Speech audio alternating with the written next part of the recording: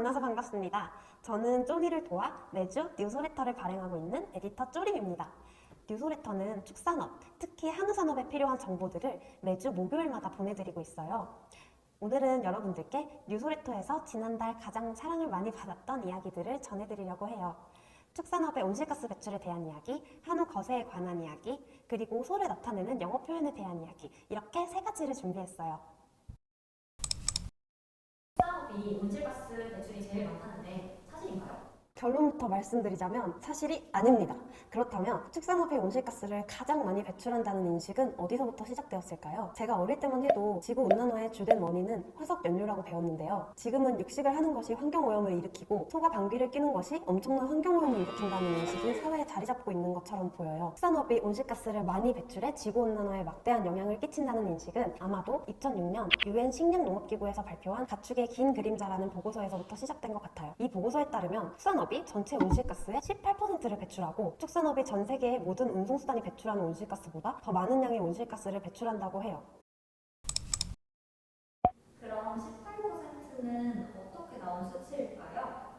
네, 어째서 이런 추정치가 나왔는지를 제가 알아보니 문제가 되는 건 바로 비교 기준이었어요. 축산업은 동물에 먹일 사료 작물을 재배하는 것부터 사료 제조, 가축 사육, 그리고 도축, 가공, 판매, 폐기까지 전 과정에서 배출되는 온실가스 양을 계산하였고, 운송수단의 경우에는 운송수단이 주행하는 동안 발생하는 온실가스를 계산한 거예요. 이런 기준으로 비교를 한다면 축산업은 당연히 온실가스 배출량이 많을 수밖에 없어요. 만약에 운송수단을 제조하고 운행하고 폐기하는 과정과 연료를 생산하는 과정까지 모두 포함한다면 다른 모든 분야들도 온실가스 배출량이 상당할 거예요. 축산물 품질 평가원에서 지원한 2021 소비자단체 협력사업 축산물 소비자 인식 개선 연구조사에 따르면 직접 배출하는 분야만 두고 계산했을 때 운송수단의 온실가스는 전체 배출량의 16.8%, 축산업의 온실가스 배출량은 전체의 7%에 해당한다고 해요. 우리나라 배출량으로만 보았을 때는 교통 분야가 13.5%, 축산업이 1.3% 남짓이고요. 그렇다면 알려진 사실보다는 배출량이 적네요.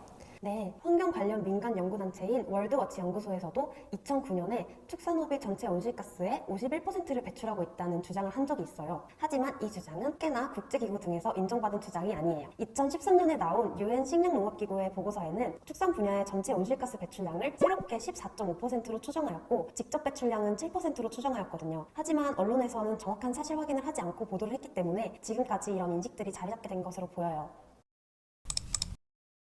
그럼에도 축산업이 온실가스를 배출한다는 점은 사실인데요. 배출량을 줄일 수 있는 방법은 어떤 것들이 있을까요?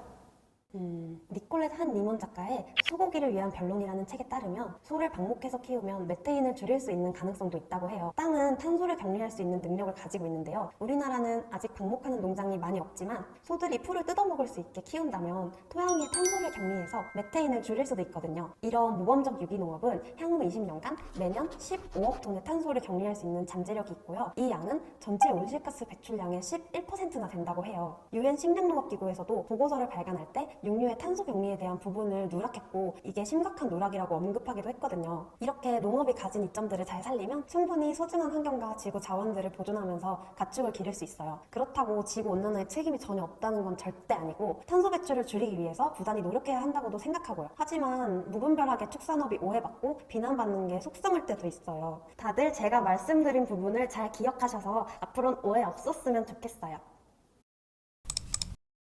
거세, 비거세도 아닌 반거세라는 말이 있던데요.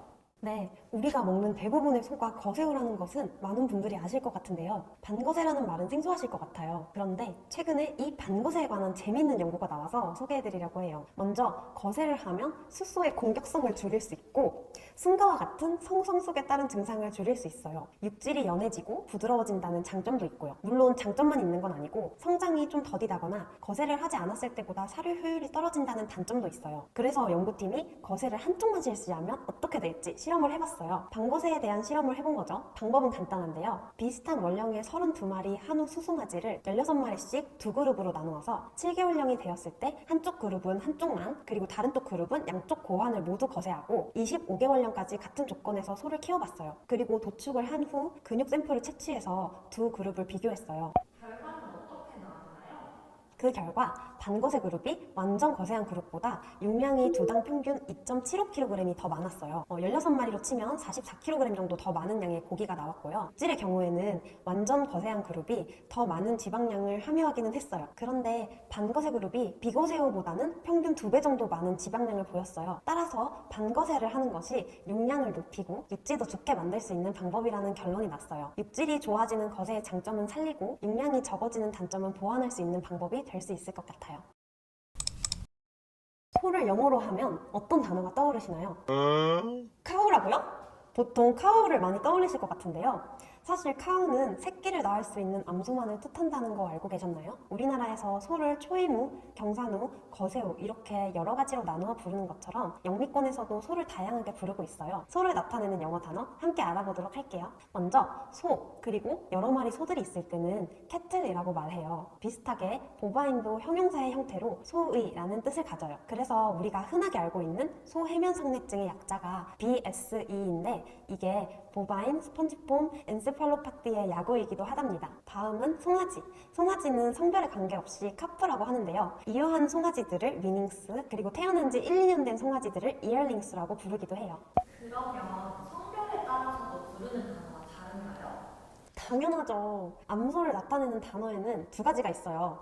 카우와 해퍼인데요. 카우는 송아지를 가져본 적이 있는 암소, 그리고 해퍼는 송아지를 가져보지 않은 암소를 뜻해요. 우리말로 하면 해퍼는 미경산우, 카우는 경산우로 보면 될 것 같아요. 숫소를 나타내는 단어에도 크게 두 가지가 있어요. 불과 스티어가 있는데요. 성성숙이 되어서 번식 능력이 있는 숫소를 불이라고 하고 성성숙 이전에 중성화된 숫소를 스티어라고 해요. 우리말로 하면 불은 숫소, 스티어는 거세우라고 볼 수 있어요. 옥스라는 단어도 보통 황소라고 많이 알고 계실 텐데요. 옥스는 거세한 수컷 일소를 말한다고 해요. 농사 일을 하거나 술에 마차 같은 것을 끄는 소는 옥스. 마지막으로 어미소가 이성 상태를 했을 때 외부 생식기는 암컷의 형태를 띠지만 내부 생식기는 수컷의 형태를 띠어서 불임으로 태어난 소를 프리마틴이라고 불러요. 우리나라에서도 프리마틴이라고 부르고요. 참고로 이런 이성 쌍태소의 10%만이 정상 암컷으로 태어난다고 해요.